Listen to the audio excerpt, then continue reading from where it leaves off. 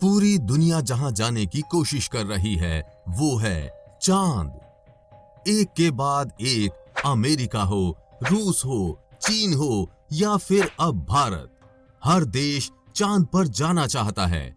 लेकिन आपने कभी सोचा है कि आखिर चंद्रमा की दुनिया कैसी है? चांद पर मिट्टी है या पत्थर, समुद्र हैं या नदियां, पहाड़ हैं या रेत के मैदान, पानी है या बर्फ? तो चलिए दोस्तों, अगले 10 मिनट में ले चलते हैं आपको चांद की सैर पर। तो चलिए शुरू करते हैं अपने चांद के सफर को। धरती से चांद की दूरी 3,84,000 किलोमीटर है। पृथ्वी से चांद तक पहुंचने में सबसे कम समय 4 दिन अमेरिका को लगा है। अगर ये मानकर चलें कि हम अमेरिकी स्पेसक्राफ्ट में बैठकर चांद पर जा रहे हैं तो हमें वहां पहुंचने में 4 दिन का समय लगेगा। 4 दिन बाद हम चांद की जमीन पर होंगे।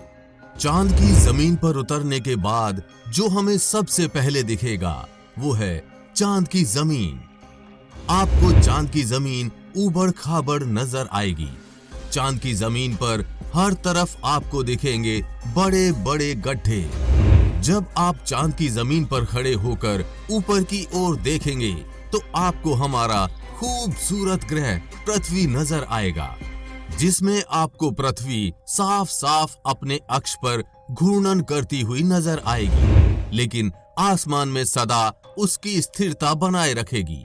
अर्थात चांद पर खड़े होकर पृथ्वी को कई वर्षों से अगर हम निहारते रहे तो वो अपनी जगह से टस से मस नहीं होगी।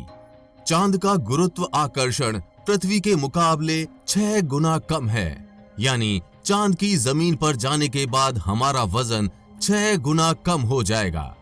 यदि पृथ्वी पर हमारा वजन 60 किलो है तो चांद की सरफेस पर आपका वजन केवल 10 किलो ही रह जाएगा। यानी चांद की जमीन पर उतरने के बाद आप अपने आप को काफी हल्का महसूस कर रहे होंगे। आप इधर उधर आसानी से उछल पाएंगे। इसी कारण नील आर्मस्ट्रॉन्ग जब चांद पर चल रहे थे तब उछल उछल कर चल रहे थे, क्योंकि दोस्तों चांद पर पृथ्वी की तरह चल पाना संभव नहीं है।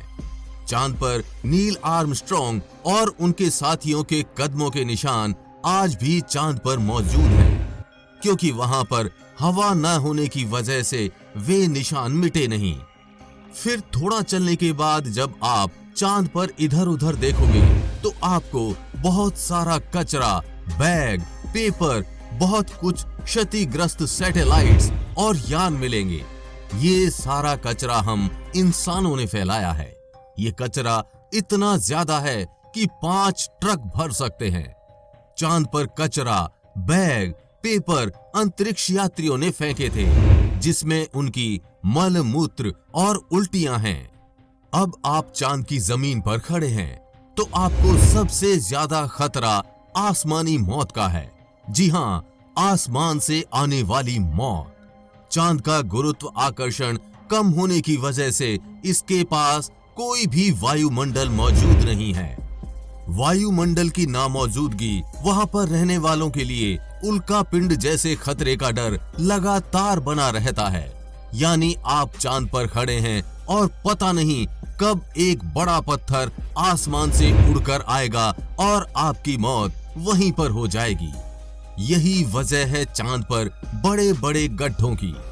पृथ्वी से देखने पर जो चांद पर काले धब्बे दिखाई देते हैं, असल में वे धब्बे नहीं, गड्ढे हैं। जहां पर सूर्य की रोशनी नहीं पहुंच पाने की वजह से वो धब्बे नजर आते हैं। सूर्य के बाद आसमान में सबसे ज्यादा चमकने वाली अगर कोई चीज है तो वो है चंद्रमा। जब हम पृथ्वी के आसमान की तरफ देखते हैं तो हमें नीला दिखाई देता है, लेकिन चांद से आसमान की तरफ देखते हैं तो हमें नीला नहीं बल्कि काला दिखाई देता है। यानी आप जब भी ऊपर आसमान की तरफ देखेंगे तो आपको लगेगा कि आप काले आसमान की दुनिया में आ गए हैं। अब चांद पर खड़े होकर आप बहुत बोरिंग फील कर रहे हैं, और हम मजाक नहीं कर रहे। अमेरिकी अंतरिक्ष एजेंसी नासा ने वर्ल्ड रिकॉर्ड में अपना नाम दर्ज करवाते हुए चांद पर वाईफाई की सुविधा उपलब्ध करा दी है, जो कि 19 MBPS तक इंटरनेट स्पीड देता है। यानी आप आराम से चांद पर इंटरनेट चलाकर अपना एंटरटेनमेंट कर सकते हैं। अब आपका मन कर रहा है इंटरनेट तो बहुत हुआ, अब चांद से मैं पृथ्वी पर अपने घर फोन करके बात करते हैं। आपने फोन मिलाया, फोन लग भी गया, लेकिन ये क्या, आप बोल रहे हैं लेकिन आपकी आवाज मुंह से बाहर नहीं आ रही है। जी हाँ, ये सच है। चांद पर आप कितना भी जोर से चिल्ला लें, आपकी आवाज मुंह से बाहर नहीं आएगी। धरती पर वायु की हमेशा हर जगह उपस्थिति रहती है, लेकिन चंद्रमा का अपना कोई वायुमंडल नहीं है, इसलिए वहां पर ध्वनि तरंगों का संचरण सामान्य रूप से संभव नहीं। यदि आप चंद्रमा पर किसी को पुकार कर बुलाना चाहेंगे तो उस तक आपकी आवाज नहीं पहुंच पाएगी। परंतु चंद्रमा पर एस्ट्रोनॉट्स प्रेशराइज्ड स्पेस सूट में रहते हैं, जिसमें ऑक्सीजन व नाइट्रोजन भरकर कृत्रिम रूप से वायुमंडलीय दबाव बनाया जाता है। इसलिए वे सूट में बात कर सकते हैं और उसमें लगे माइक्रोफोन की मदद से किसी अन्य व्यक्ति तक भी अपनी बात पहुंचा सकते हैं।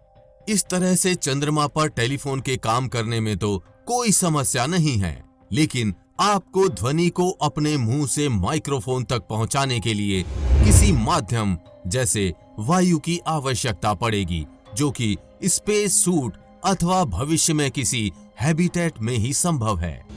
भविष्य में अगर चांद पर इंसानी बस्ती बनती है तो ये संभव है कि टेलीफोन से चांद पर बात की जा सकती है, लेकिन चंद्रमा से पृथ्वी तक सिग्नल पहुंचने में लगभग 1.27 सेकंड का समय लगता है। इसलिए पृथ्वी से संपर्क के दौरान आपको रुक रुक कर बात करनी पड़ेगी। अब चांद पर हमको रहना है, तो अब बात करते हैं चांद पर दिन और रात के बारे में। चांद को पृथ्वी का एक चक्कर लगाने में 27.3 दिन लग जाते हैं और अपने अक्ष पर भी एक चक्कर लगाने में इतना ही टाइम लगता है। यही वजह है कि चांद पर हमें एक बार में एक ही भाग दिखता है, दूसरा भाग छिपा रहता है। वहीं चांद पर एक दिन करीब 14 दिन का होता है, रात भी इतनी ही लंबी होती है। लिहाजा चांद की सतह पर मौजूद वस्तुओं पर रात और दिन का बहुत ज्यादा असर होता है। रात में चांद का तापमान लगभग -153 डिग्री तक गिर जाता है, जबकि दिन में तापमान 180 डिग्री सेल्सियस तक बढ़ जाता है। फिर चांद के अलग अलग हिस्सों की स्थितियां भी अलग अलग होती हैं। माना जाता है कि चांद का साउथ पोल ज्यादा ठंडा होता है। रात तो वहां पर इतनी ठंडी होती है कि पृथ्वी का कोई भी मनुष्य शायद ही उन हालात में रह पाए। बस्तियां बनाने की कल्पना तो दूर की बात है।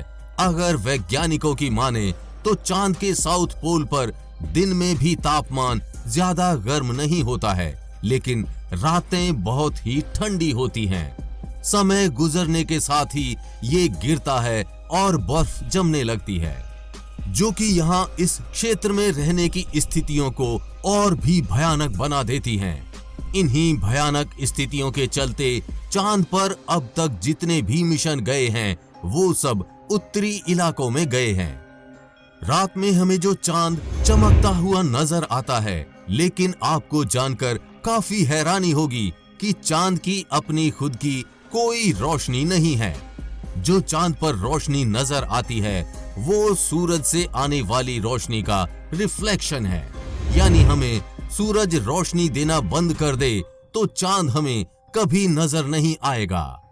चांद पृथ्वी के चारों तरफ घूमते वक्त अपना एक ही हिस्सा पृथ्वी के सामने रखने के कारण चांद का दूसरा हिस्सा आज तक पृथ्वी के किसी भी मनुष्य ने नहीं देखा है।